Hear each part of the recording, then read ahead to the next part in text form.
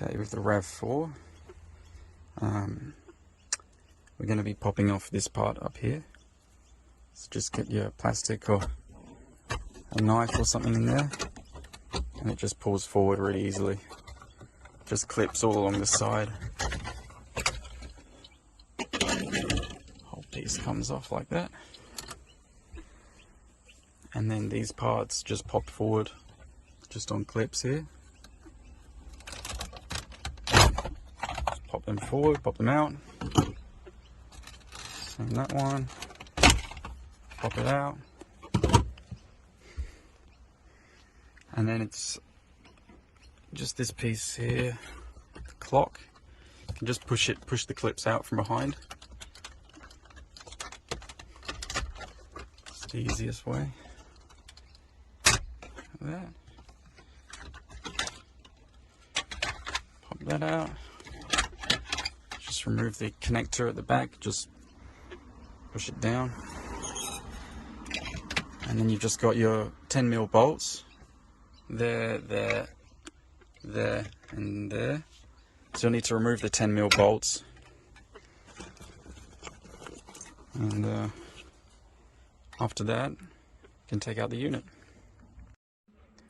When that's off and you've unplugged the old stereo, you're going to want to take your wiring harness. And there's only one space that these can be plugged in. One for each plug, so you can't go too wrong. Just make sure you plug your little CAN bus box included. That needs to be connected here. And then also included is a USB adapter. And this will allow your factory USB slot to work with the new unit. And that will go into this one just like that. So, connect all your cables up. The only other thing is, with the new unit, you do need to retain the clips from the old one. Just pop those off and place them on the new unit.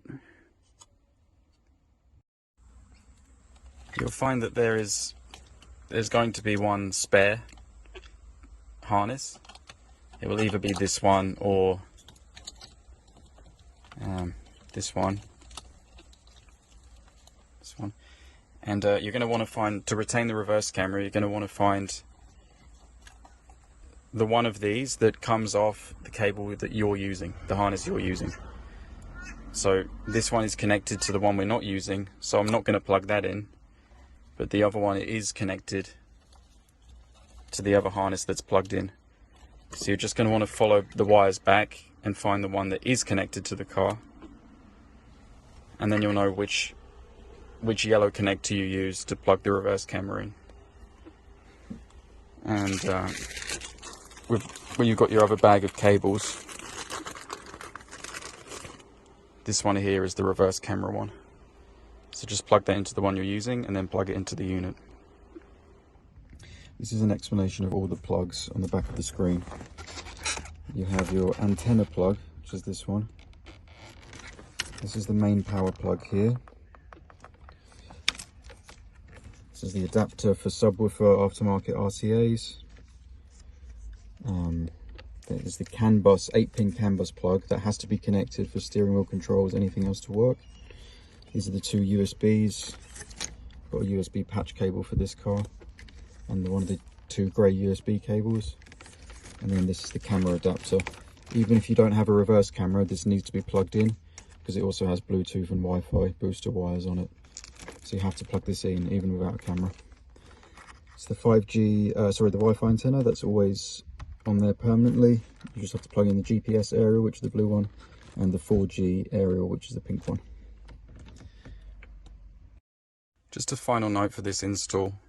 When you've plugged everything in and you're putting your air vents back in place, you might find that this one on the left doesn't go completely in.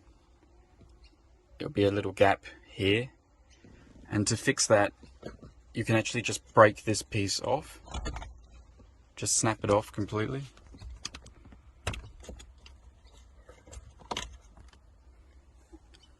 And after you do that, the air vent can be pushed securely and held here in place.